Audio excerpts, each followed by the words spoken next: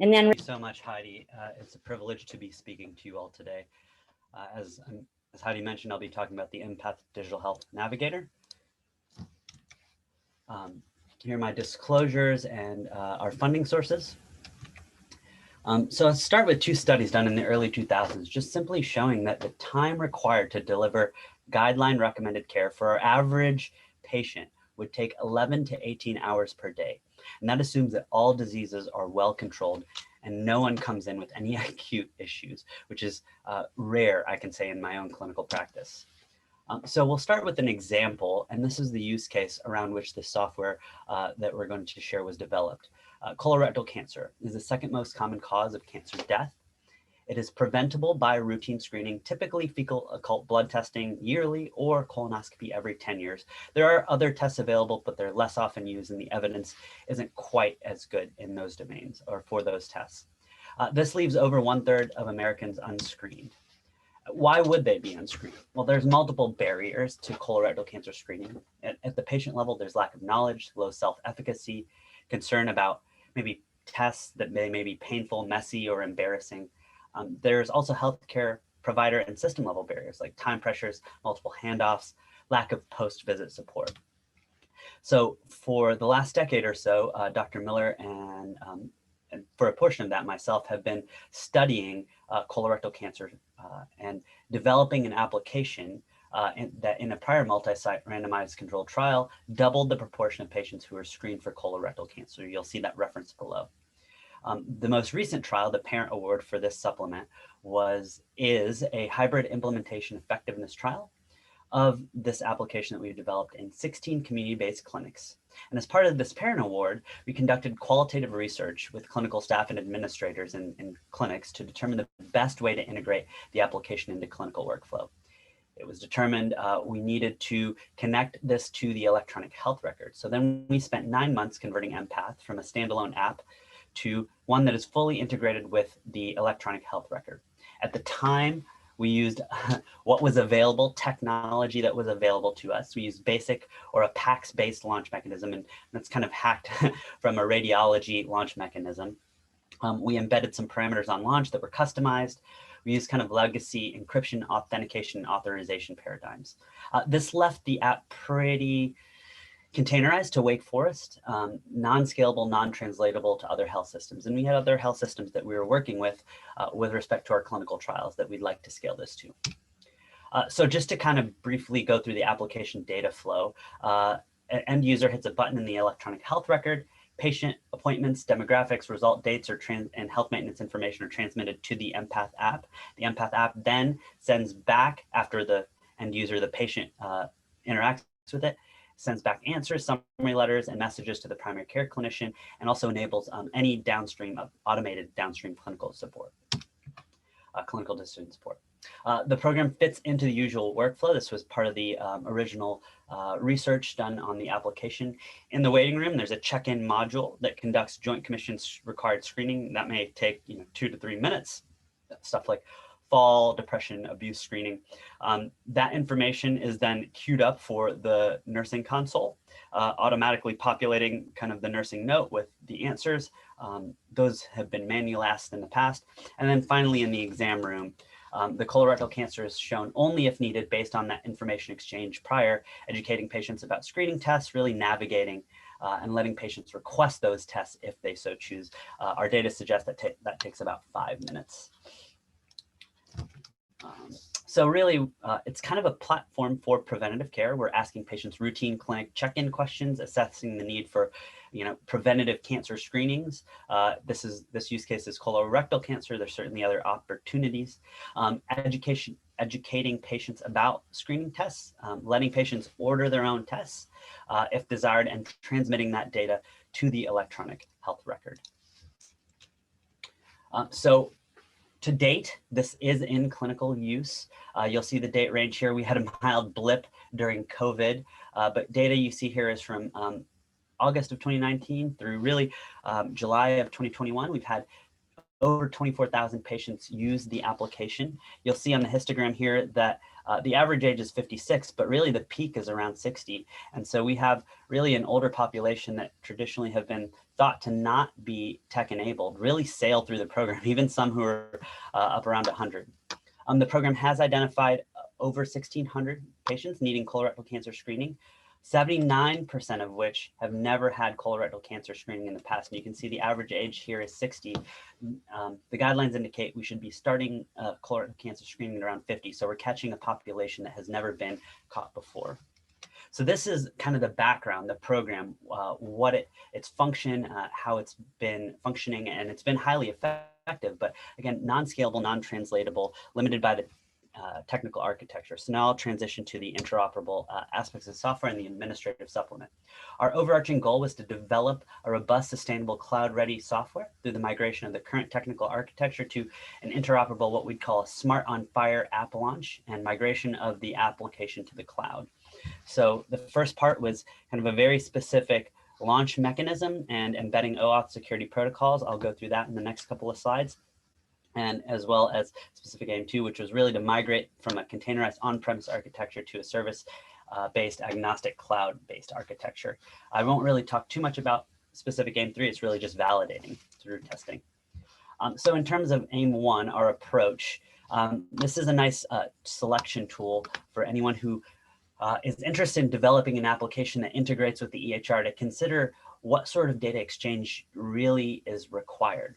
Our first step was to really convert all existing APIs or application programming interfaces to the most up-to-date interoperable FHIR APIs, which is Fast Health Interoperability Resources. It's part of the HL7 standard, really to reduce dependency on proprietary electronic health record APIs. And fundamentally, a main question here is there a real-time data requirement? Ideally, always you're down here at the interoperable HL7 FHIR web service, but depending on the data elements needed, you may have to use a vendor-specific, a non-real-time, or even a custom web service. Keep in mind that FHIR resources may still be the most effective solution in use cases where additional electronic health records do not support the desired resource in anticipation of future support. You kind of have to work with timelines. Non-real-time web services may also be vendor-specific. Keep that in mind as well. In terms of our approach for a smart launch from the EHR, we did kind of have something similar, kind of a hacked smart launch, but it wasn't a true smart launch. So we converted our old PACS-based launch to a smart on fire launch, which required creating a new button in the electronic health record to launch using a new context, and then this handshake methodology that you see here.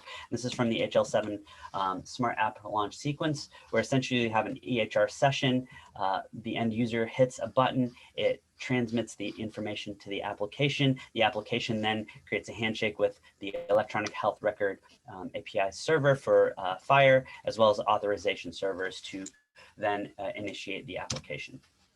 So in terms of results, we were able to use mostly FHIR APIs, converting from custom ones. We had several custom relational database APIs that transmitted specific elements to the mPATH application. Ultimately, that reduced the need for multiple calls, making the application more efficient, reducing the total network traffic.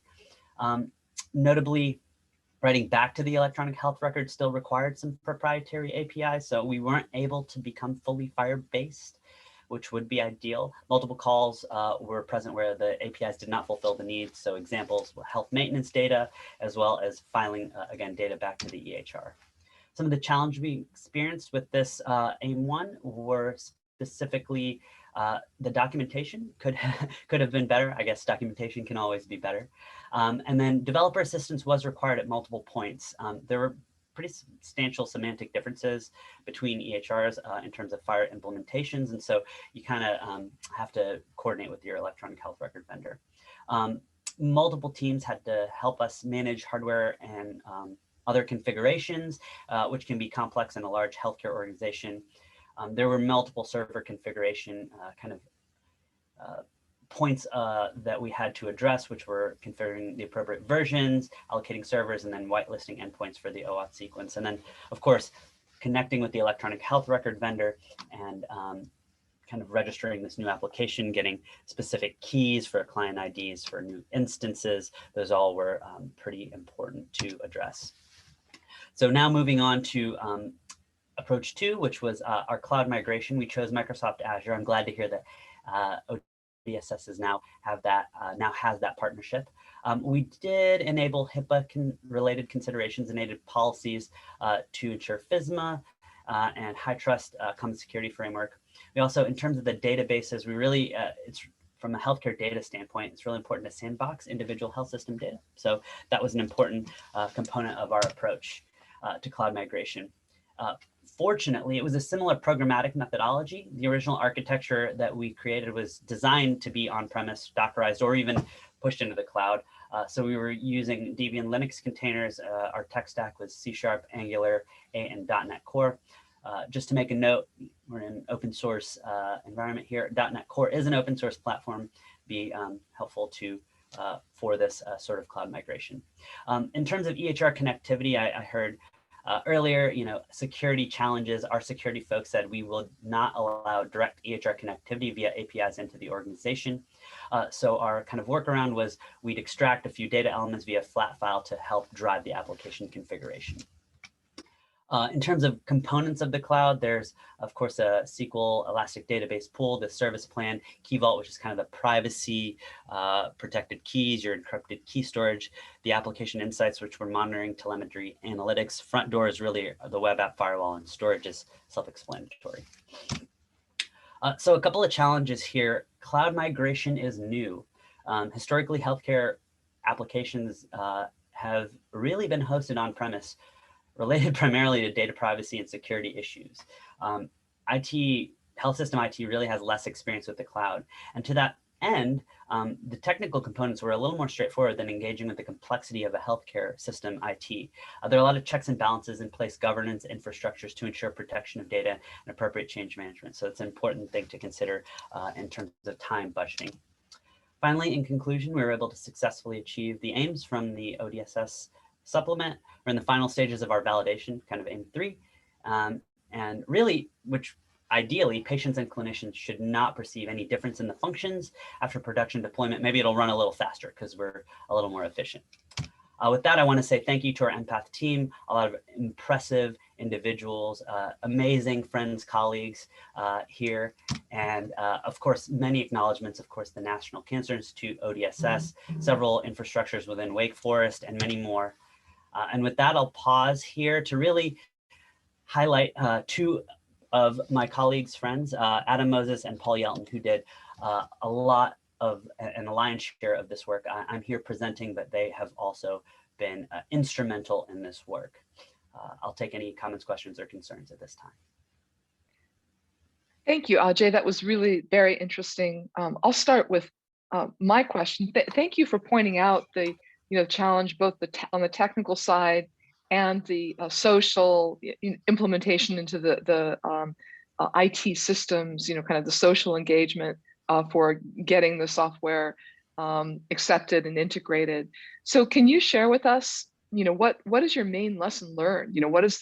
What were the important features of actually getting that acceptance by the, in complexity of the IT health organization? Patience and a lot of smiles. I would say, really, it is. You have to, it's trust, fundamentally. The organization has to trust that you know what you're doing, has to trust but verify, has to review all the information. There's a lot of internal,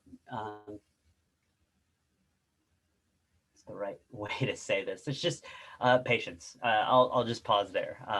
Patience and smiles, and really being open-minded and being willing to find solutions as you work through the infrastructure. Each organization will be slightly different. So I encourage you to kind of connect with your chief information security officer, your CIO early on in the process before you get too far down, so that you get a sense of how to architect your solution. Does that answer your question, Heidi?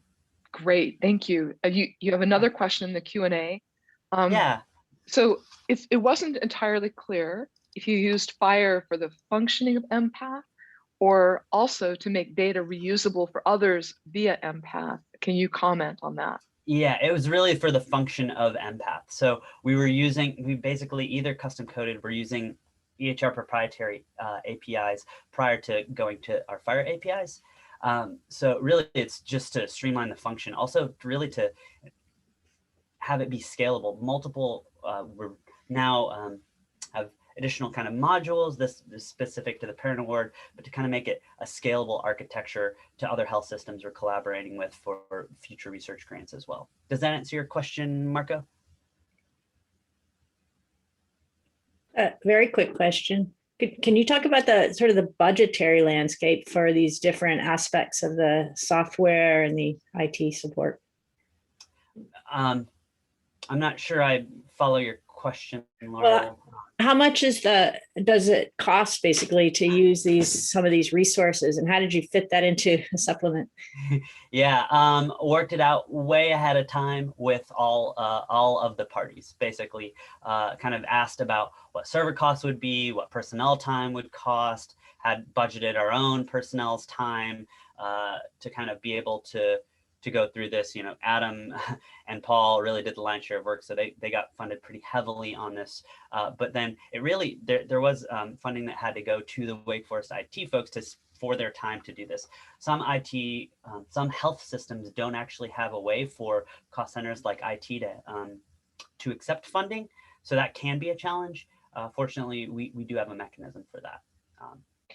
So great, does that answer your Ajay, question, you have one more question in the Yeah. Q&A. If you could address that in the Q&A, we'll move on to our next speaker.